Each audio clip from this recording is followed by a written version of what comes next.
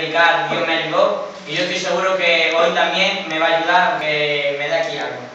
Antes voy un poco aquí a quitar esto, ¿vale? Disculpe. No, tranquilo. Y bueno, mientras que arranca el ordenador tal y cual, quiero deciros que he estado el verano en Asturias, como muchos de ustedes sabréis.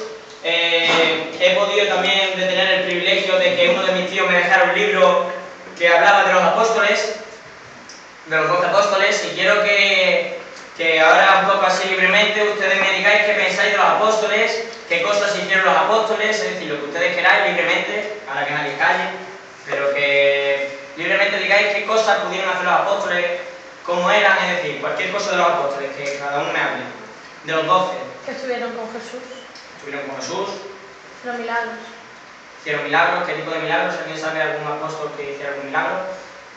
Pedro. Demonios. Pedro. ¿Qué milagro hizo?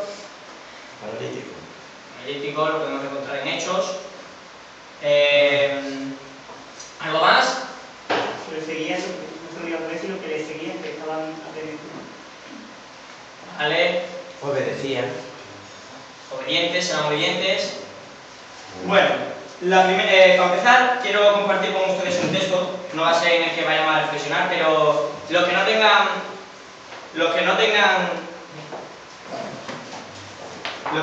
Biblias, que se pongan con gente que tenga Biblia, porque vamos a leer unos cuantos pasajes. Así que el primer pasaje que vamos a leer va a ser en Segunda de Crónicas. Segunda de Crónicas, capítulo 2, versículo 6.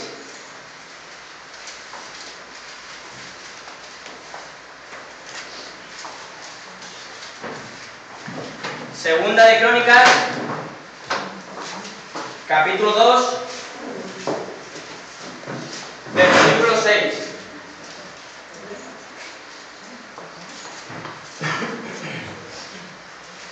¿Ya lo tenéis? ¿Nadie? ¿Sí? Pues venga, leemos. Dice así, Segunda de Crónicas, capítulo 2, versículo 6. Mas, ¿quién será capaz de edificarle casa, siendo que los cielos y los cielos de los cielos no pueden contenerlo?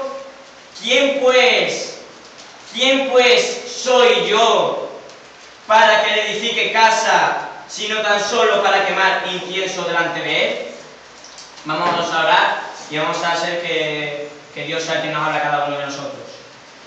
Señor y Padre que está en los cielos, tú conoces, Señor, cada corazón que ha venido aquí, Señor, tú conoces hasta el mío, Señor. Te quiero entregar, Señor, esta mañana, este culto, Señor, esta predicación, Señor, que tú seas quien hables a través de mí, Señor, que tú tengas el control de mi boca, Señor, y es que cuando se termine esta reunión, Señor, el que sea exaltado, el que sea glorificado, seas tú, Señor. Te quiero pedir, Señor, que tú me ayudes, Señor, y que me des paz y tranquilidad, Señor, y sea tu palabra que nos hable a cada uno de nosotros, Señor. En el nombre santo del Señor Jesucristo, amado. Amén.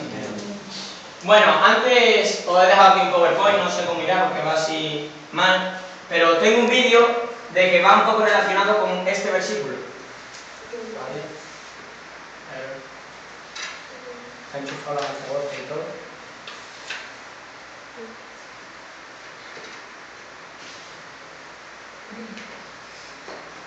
¿Está enchufado la altavoz de María?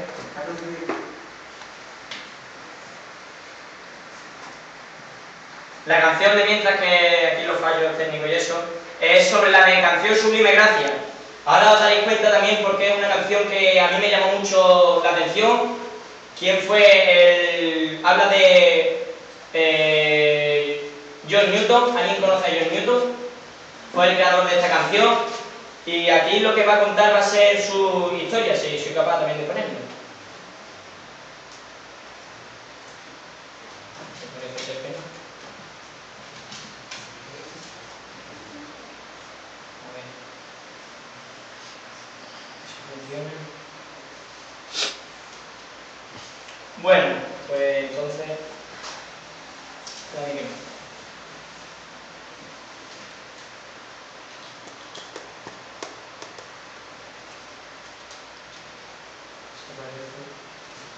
Aquí está bien.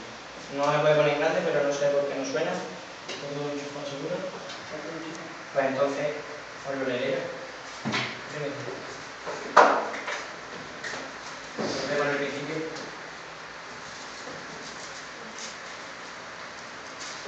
¿Ha enchufado el sonido ahí? Sí, yo creo que sí.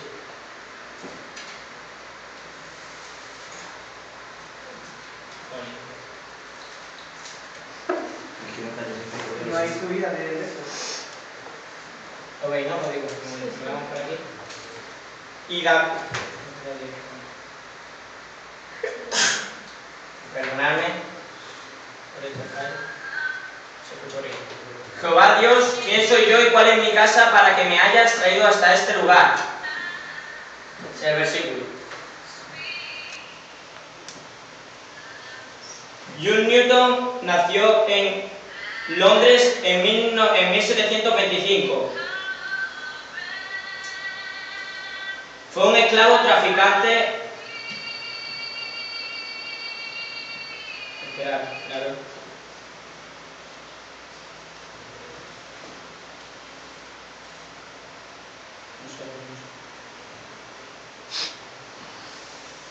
Aquí. Ahí. Y entró el rey David y estuvo delante de Jehová y dijo: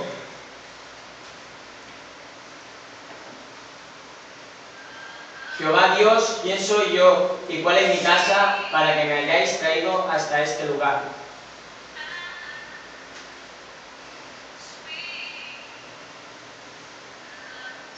John Newton nació en Londres en 1725. Fue un cruel comerciante de esclavos.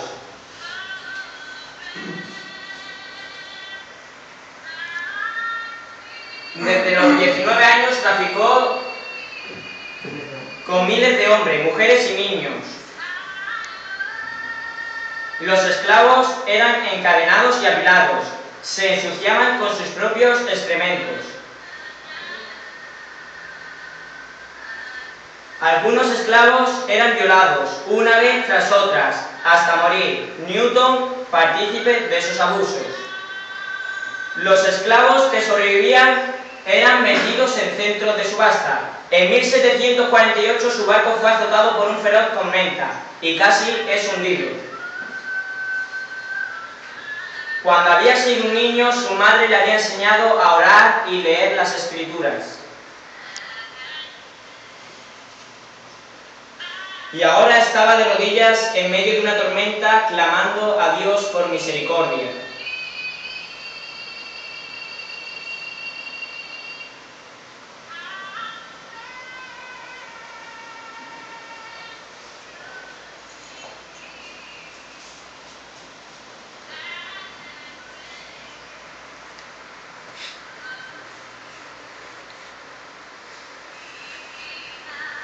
Newton registró en su diario que durante la tormenta, cuando todo parecía perdido, exclamó: Señor, ten misericordia de nosotros. Mira qué hombre pidiendo misericordia, un traficante de esclavos y de misericordia. Fue en su noche terrible cuando John Newton sintió que existía un Dios en el cielo, que escuchaba las oraciones y era capaz de responder aunque viniera del hombre más vil.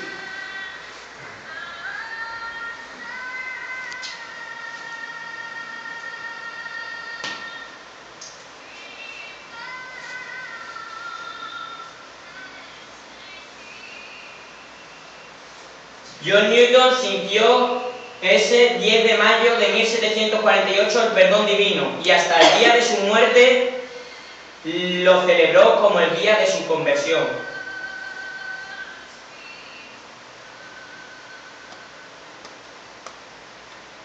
Aunque pasaron años de dejar por completo el tráfico de esclavos, llegó a convertirse en un destacado abolicionista y en 1807 el Parlamento inglés apoyó la libertad de la esclavitud.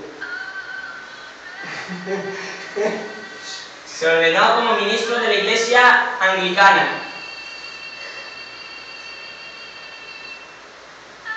y se convirtió en un prolífico escritor de himnos cristianos.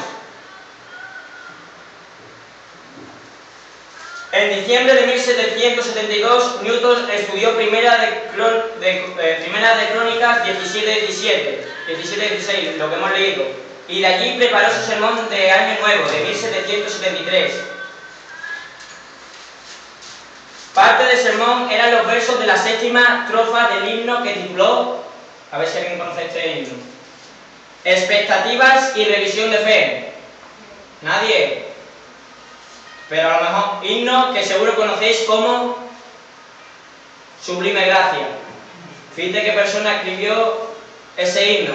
Traficante de esclavos escribiendo Sublime Gracia.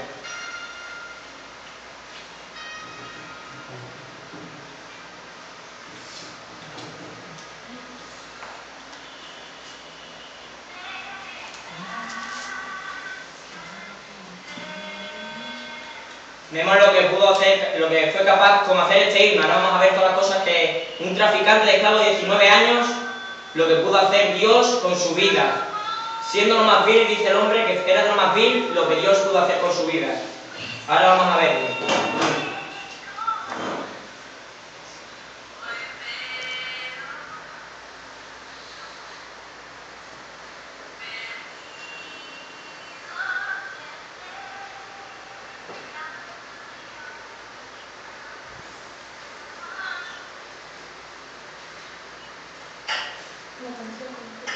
Una canción compuesta en escala pentagónica, que solo con 5 notas levanta el corazón caído. Fue interpretada por ambos bandos en la Guerra Civil estadounidense.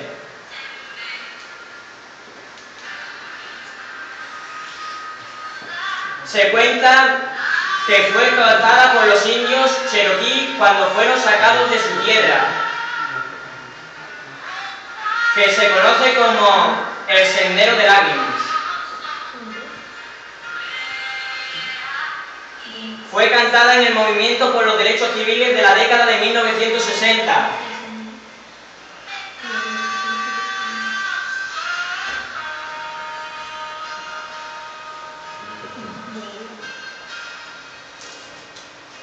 En 1963, cuando Martin Luther King gritó al mundo "Yo tengo un sueño", esa canción estaba sonando.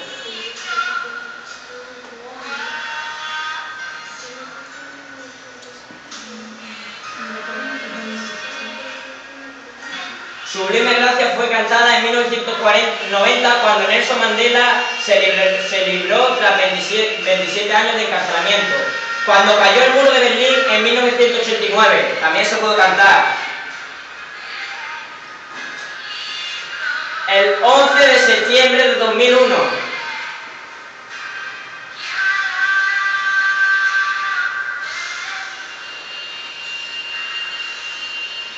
En 2005, después del huracán Katrina en el Superdome.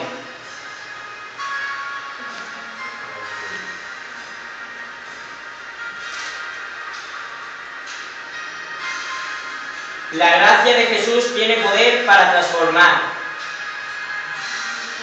para convertir a un traficante de esclavos en un hombre que luchó contra la esclavitud.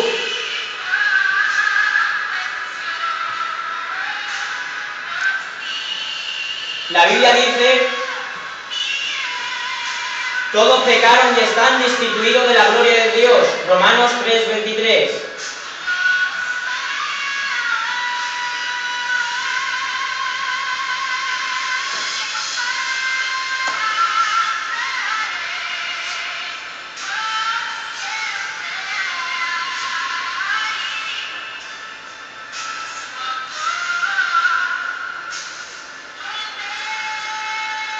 Pero Dios, que es rico en misericordia por su gran amor con que nos amó, aun estando nosotros muertos en pecado, nos dio vida juntamente con Cristo. Por gracia sois salvos. Efesios 2, de 4 al 5.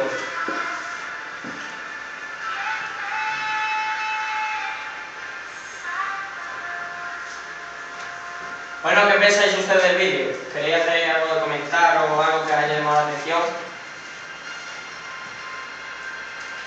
Nada.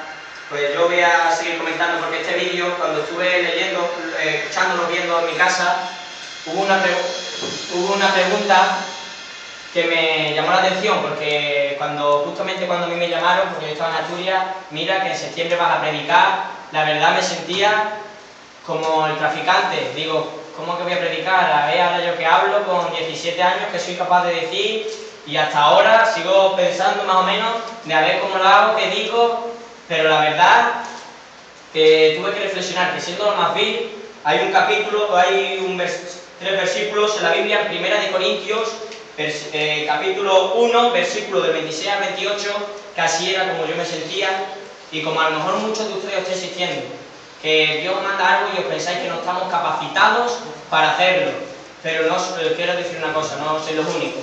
A mí cuando me pasó eso se vino a la cabeza Moisés, que viene el llamado de Dios y dice que cómo va a hablar, es malo para hablar, pone excusas, pero sin embargo vemos ahí.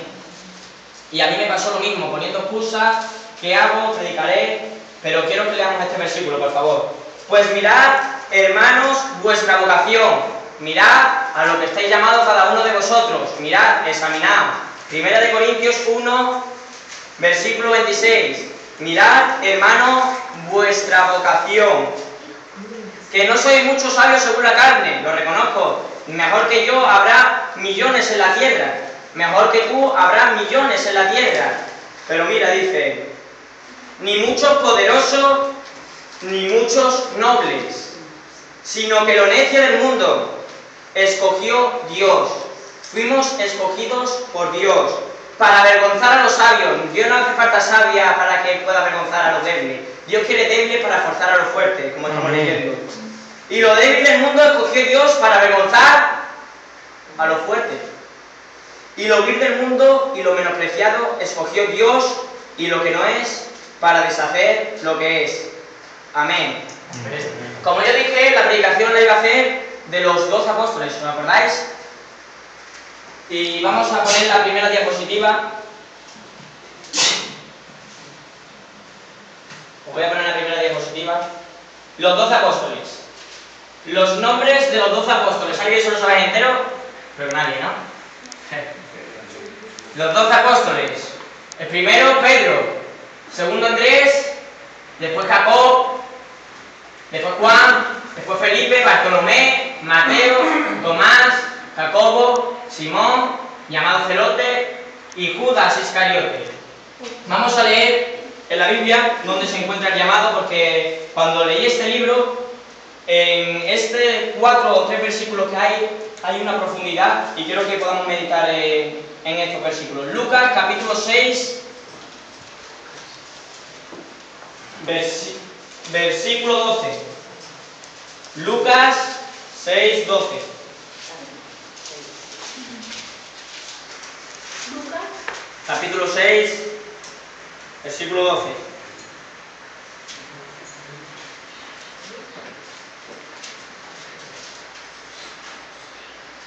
Leemos.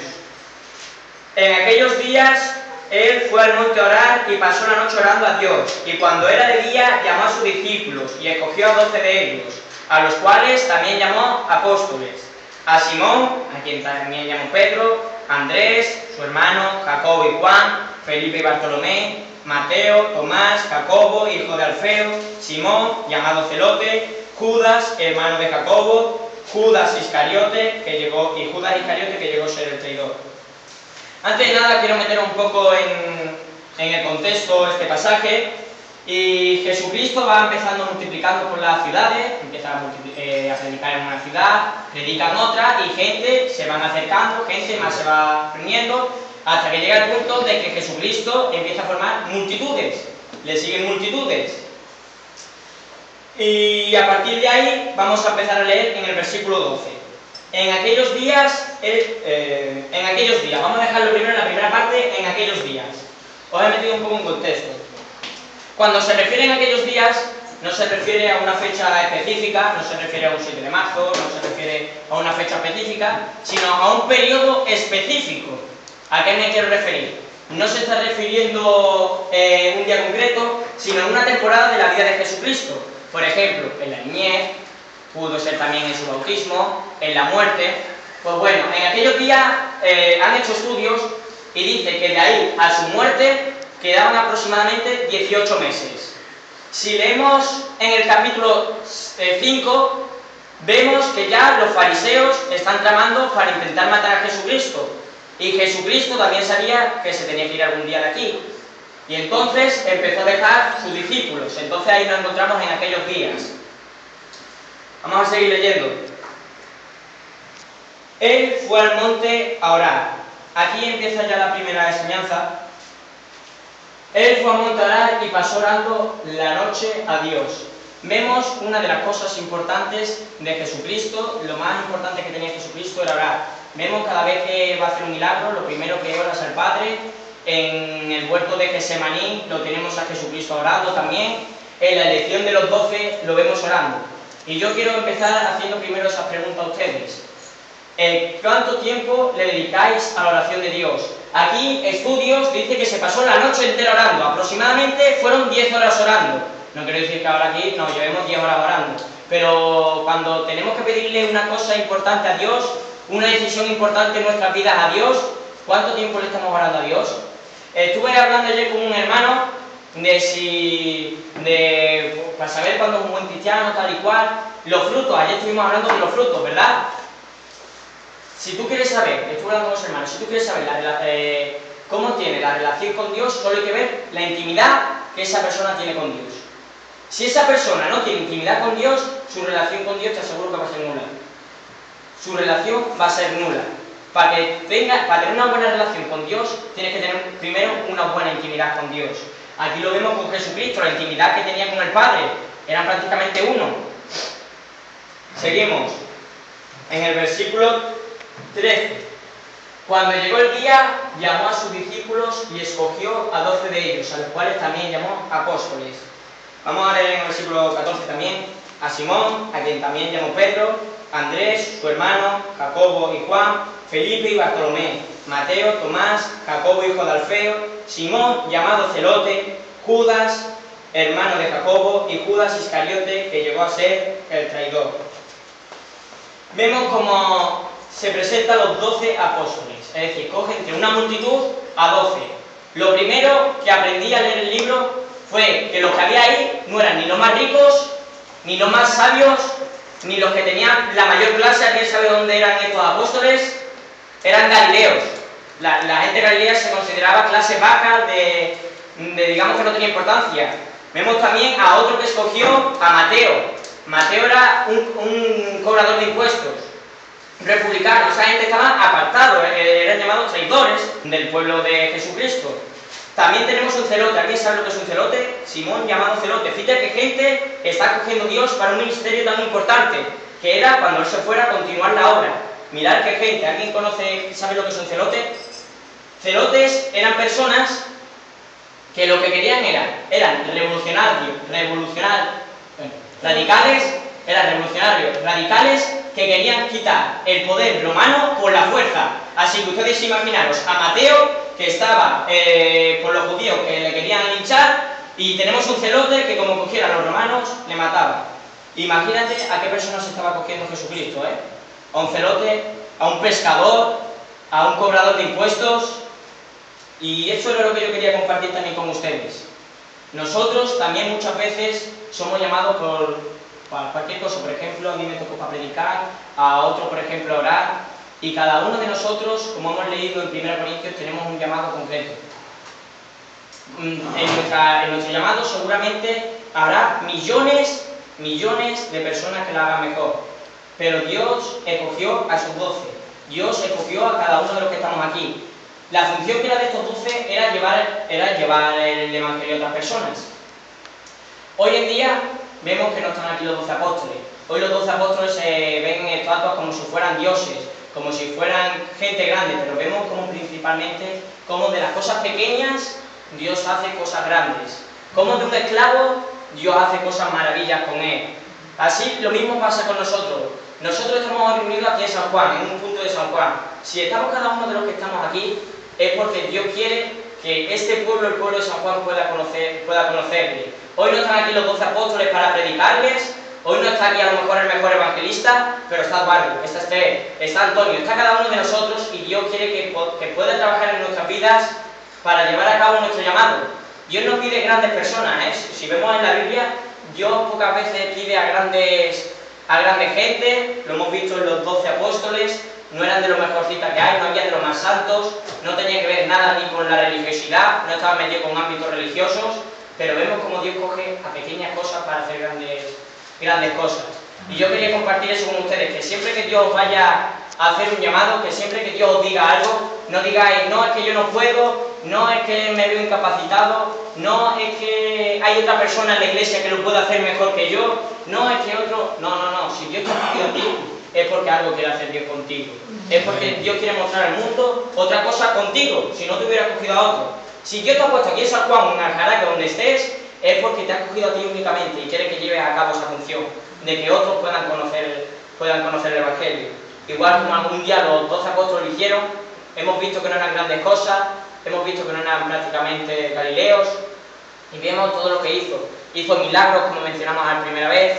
En su primera predicación dicen, estos no son galileos, ¿cómo que hablan en nuestro idioma? Es decir, se sorprendieron la gente. Vemos como en su primera predicación de Pedro se convirtieron 3000, y vemos que solo tuvieron 18 meses estando a los pies del Maestro. A los pies del Maestro. Lo único que hay que hacer para poder ser grande en Dios, porque fuera de Dios nunca vas a poder ser grande, es decir, fuera de Dios no sirves para nada. Si quieres ser útil en las manos de Dios, tienes que aprender y dejarte moldear en las manos de Dios. La perfección, ya con esto ya voy a terminar, la perfección nunca la va a dar el hombre, la perfección siempre la da Dios. Así que si queremos llegar a la estatura que Dios quiere que seamos de nosotros, tengamos esa relación con Dios como la tuvo el Hijo y dejémonos aprender por Jesucristo como pudieron hacer esos 12 apóstoles. Si ellos pudieron, nosotros vamos a poder también. Siempre es humano, porque nosotros no somos nadie. Y este era mi mensaje para vosotros. Amén. Vamos a decidir esto en una oración. Antonio, ¿nos despides tu oración? Señor Santo Padre, bendito Dios, damos gracias, Señor, por que hemos podido escuchar de tu palabra, Señor, a través de nuestro hermano Natanael, Señor. Te pedimos, Señor, que tú nos ayudes a estar en tus caminos, Señor, y a ser obedientes a tu palabra, Padre Santo. Y ahora, Señor, te doy gracias por todo lo que ha dicho él a través de lo que ha dicho él por su boca a través de ti, Señor, y te pido, Señor, que tú lo bendigas grandemente, Señor, y que nos bendiga cada uno de nosotros, Señor. En el santo nombre de Dios Jesús, amado. Amén. Amén.